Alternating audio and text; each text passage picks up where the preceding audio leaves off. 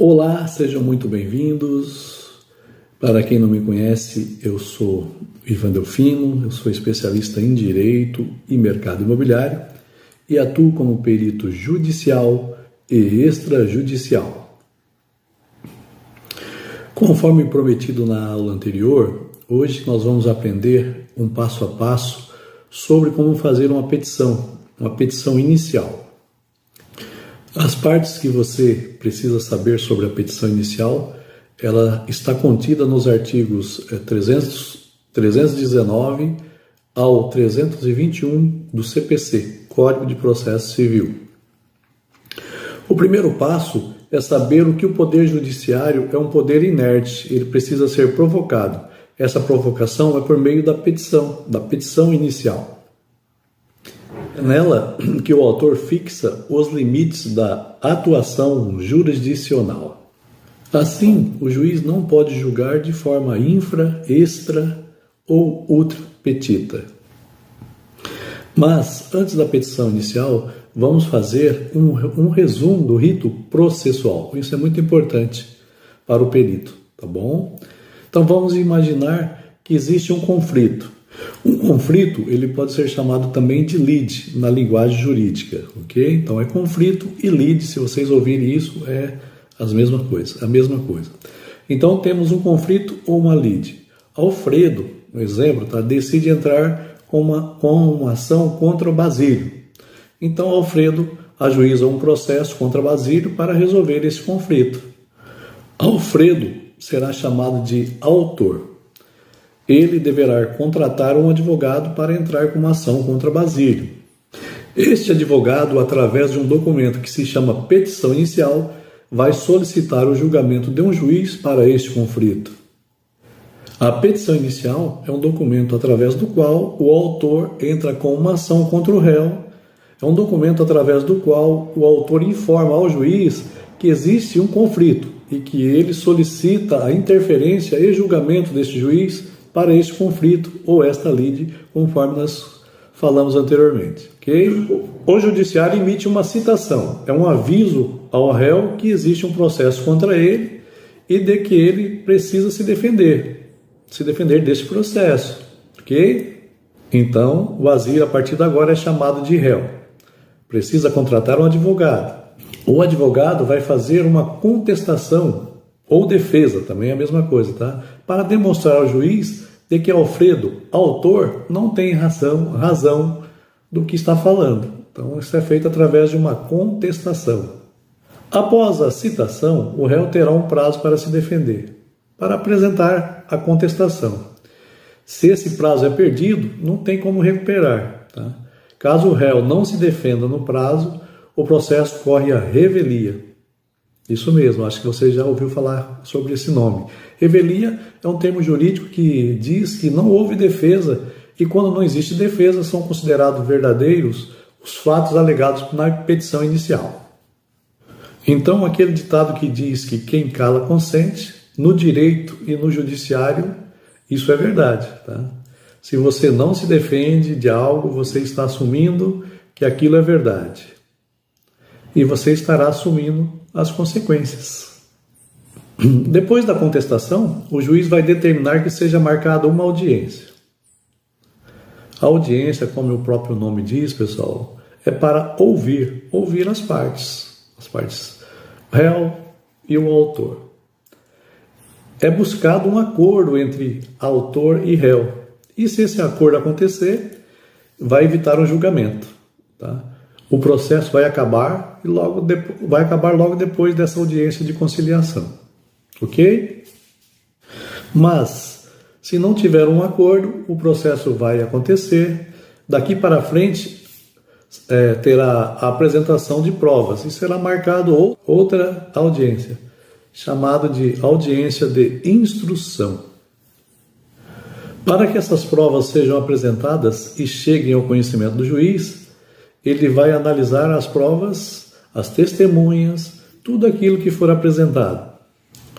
Na audiência de instrução, as duas partes terão a oportunidade de expor, de falar com o juiz, de expor aquilo que elas acreditam sobre aquele conflito. Então, pessoal, o juiz nunca vai julgar um processo de acordo com o gosto dele. Ele vai ter que julgar diante das provas apresentadas. E quando as provas apresentadas exigem um conhecimento técnico especializado, o juiz nomeia um perito judicial para fazer um laudo técnico para auxiliá-lo no deferimento de uma sentença.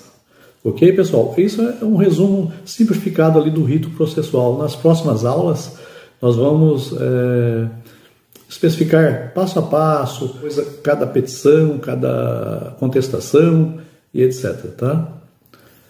Então, para que uma petição inicial seja válida, ela deve observar os requisitos previstos no artigo 319 do Código do Processo Civil.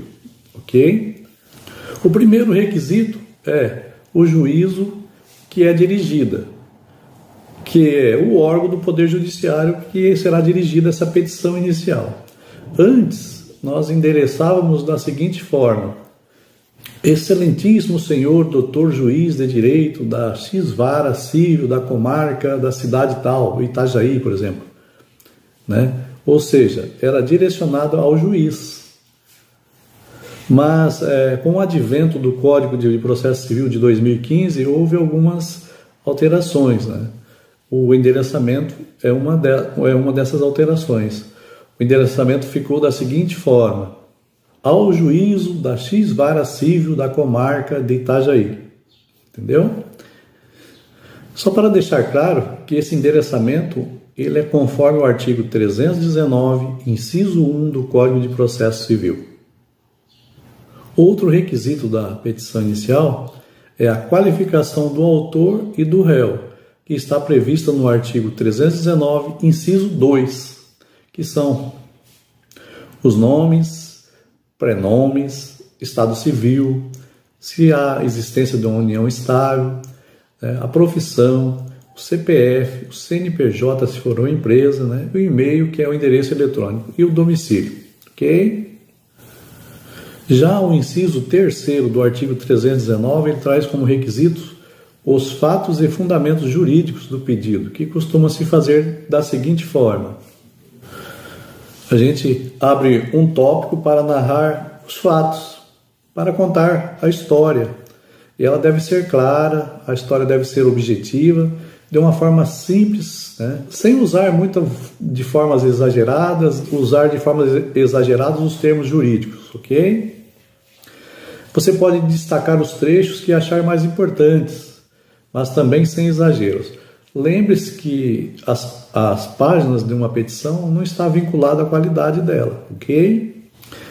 Após os fatos, você abre um outro tópico com o nome de fundamentos jurídicos. Tá? Pessoal, nesse tópico você vai citar os artigos, leis, entendimentos doutrinários e jurisprudências que estão de acordo com os fatos que você narrou anteriormente. Ou seja, que darão força para o seu pedido ser aceito. Na prática, para ser sincero, os juízes não costumam dar muita atenção ao tópico dos fundamentos jurídicos. Mas eu vou dar uma dica para vocês, tá? Para forçar os juízes a ler esses fundamentos, tá bom? Então, ao mesmo tempo que você narra os fatos, você cita os fundamentos jurídicos.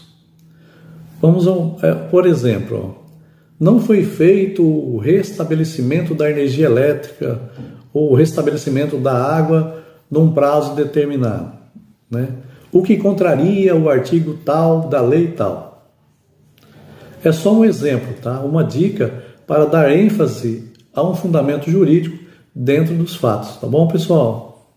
Outro requisito da petição inicial são os pedidos. Não basta citar os fatos, tá bom, pessoal? Você deve requerer ao juiz para que ele possa deferir ou não essa petição, tá? Deferir os seus pedidos. Na petição também deve indicar o valor da causa. Quanto vale o seu pedido? Isso é importante, não esquecer, tá? Por quê? Porque ela serve também para determinar o valor das custas processuais e os honorários de sucumbências, tá bom? Já, pessoal, o artigo 6º, o inciso 6º do artigo 319, ele fala sobre as provas para demonstrar os fatos alegados na petição. Você deverá informar quais provas irá demonstrar. Se é uma prova documental, né, e que pode ser anexa à petição, né, se é uma prova testemunhal e etc.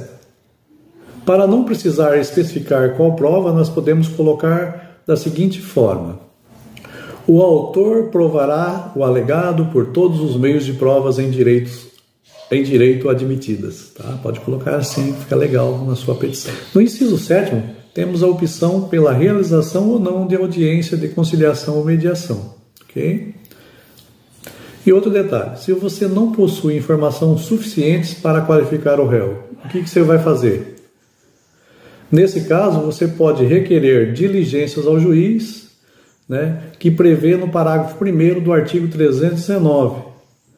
Por exemplo,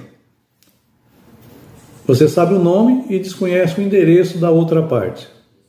Você poderá requerer ao juiz a busca do endereço, por exemplo, nos convênios Bacenjude, Infojude, Renajude ou uma outra expedição de ofício, por exemplo, uma expedição de ofício para as redes sociais, bancos, Detran e etc.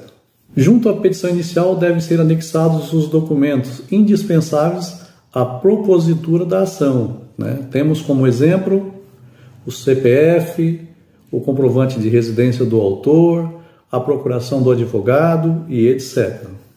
Bem, pessoal, se a petição não preenche esses requisitos, o juiz irá determinar que no prazo de 15 dias o autor emenda ou complete a petição. Esse prazo é em dias úteis. Tá? E caso o autor não emende ou complete, o juiz irá indeferir a petição inicial.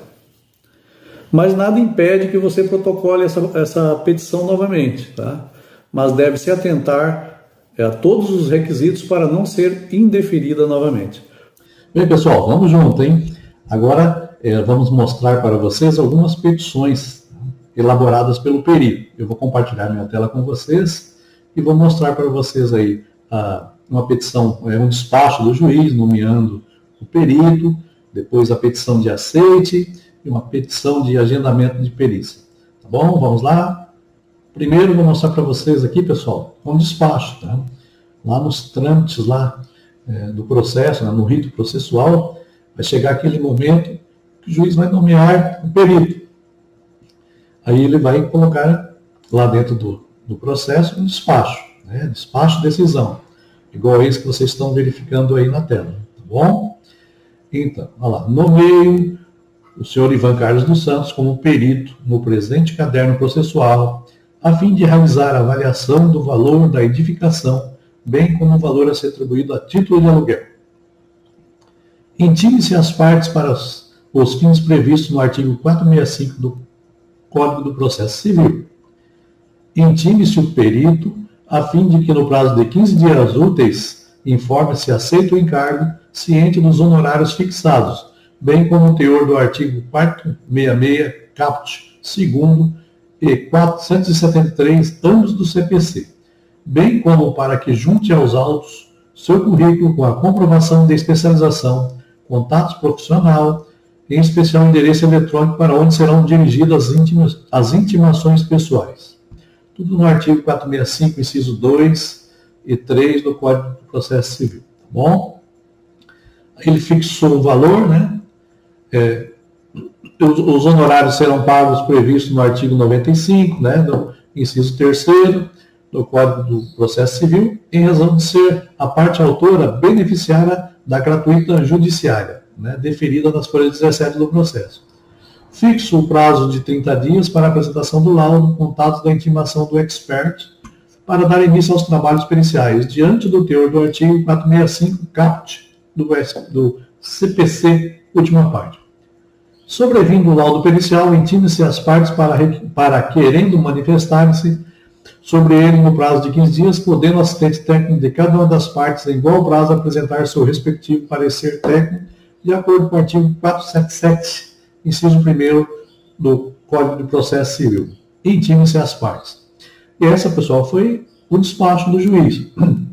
Ele fixou um honorário porque uma das partes ela teve a justiça gratuita, ela conseguiu a justiça gratuita. Então, o honorário do perito, nesse caso, será pago pela justiça. Tá? Então, tem uma tabela pela qual os juízes arbitram, né, estipulam os valores dos honorários dos peritos. Tá bom? Então, esse foi o despacho. Ele pediu no despacho para que verificasse o valor atual da construção do imóvel e o valor atual para fins locatícios. Ok? Depois do despacho, né, você vai ver se você aceita ou não, você vai ler o processo, passo a passo, ver se você está na sua alçada, né, essa perícia que foi solicitada. Se caso sim, você vai fazer um aceite. Né? Também é tudo através de petição, tá, pessoal? Você vai entrar no processo, vai peticionar, tá? Isso aí também nas outras aulas nós vamos fazer passo a passo. Como entrar no Tribunal de Justiça, né? Como peticionar, certo? Então, a segunda petição, na verdade nós tivemos um despacho e agora a petição de aceito. Excelentíssimo senhor doutor juiz de direito da Vara da Família, Órfãos, Sucessões, Infância e Juventude da Comarca de Brusque. Ivan Carlos dos Santos, solteiro, corretor e perito avaliador de imóveis. Aqui eu estou apresentando uma parte do meu currículo já, tá? Graduado em Tecnologias em Negócios Imobiliários pelo Instituto Federal Catarinense, campus de Camboriú. Pós-graduado em Direito Imobiliário com ênfase em negociações, transações e contratos. Pós-graduando em Direito Registral e Notarial com ênfase em regularização de imóveis e advocacia extrajudicial. Com registro no CRES da 11ª Região de Santa Catarina, sob o número 31564F, domiciliado na rua Santa Luzia 48, sala número 1, bairro Dom Bosco, Itajaí, fone 479-9689-7766, e-mail ivandelfinoconsultoritj@gmail.com, nomeado para a perícia em epígrafe, venho respeitosamente perante a Vossa Excelência informar que, tendo sido nomeado de acordo com o artigo 465 do CPC, venho respeitosamente agradecer e dizer que aceito o encargo no honroso compromisso de cumpri-lo sem dolo e sem malícia. Em anexo no meu currículo, certificado de especialização. Nestes termos, peço deferimento. Itajaí, 20 de março de 2023, perito Ivan Carlos dos Santos, Cresce 31564F, e a minha assinatura digital. Essa é uma petição de aceite. Ok, pessoal? Tudo isso o perito vai aprender no nosso curso, né, como fazer passo a passo e como peticionar dentro do processo no Tribunal de Justiça aí do seu estado. E nós vamos para a próxima petição. Deixa eu só abrir ela aqui rapidinho, que o perito também vai fazer, né, dentro do processo, que é a petição de agendamento da perícia. Né? Então, aqui também, na parte de cima da nossa petição, nós vamos novamente colocar lá o endereçamento, né, que agora é o excelentíssimo senhor doutor juiz de direito da Vara da Família, Órfãos, Sucessões, Infância e Juventude da Comarca de Brusque, mas podia ser da comarca aí da sua cidade, tá? É só um exemplo aqui de petição. Ivan Carlos dos Santos, brasileiro, perito avaliador, especialista em direito imobiliário e mercado imobiliário, com registro no CRES da 11ª Região de Santa Catarina, sob o número 31564F, domiciliado à rua Santa Luzia, número 48, sala 1, bairro Dom Bosco, Itajaí, Santa Catarina, o meu telefone, né? Nomeado para a perícia em epígrafes, vem respeitosamente perante a Vossa Excelência requerer o agendamento da vistoria pericial no imóvel e a citação das partes para o dia 10 de abril de 2023, às 15h30. Aqui tem o endereço do imóvel, né? Nesses termos, eu peço deferimento. Itajaí, a data, né, que você está pedindo o deferimento, perito Ivan Carlos dos Santos, o CRES e minha assinatura digital. Ok, pessoal? Então, teve o despacho do juiz, aí teve a petição de aceite, a petição de agendamento da perícia. Depois disso, passaram-se os prazos, né? Eu fui até o local, fiz a vistoria, fiz a avaliação do imóvel, né? Fiz o laudo, apresentei o laudo no processo. Tá? Então, nas nossas próximas aulas, nós falaremos sobre isso, tá? Sobre a vistoria, né? O que fazer na vistoria, como fazer um laudo técnico, todos os principais requisitos de um laudo técnico, as leis que regem esse laudo técnico. Ok? Por hoje é só. Gostaria aqui novamente de agradecer toda a equipe da ESO, a Sara, em especial o nosso mestre, o Dr. Júlio César Sanches. Abraço a todos e Ivan Delfino.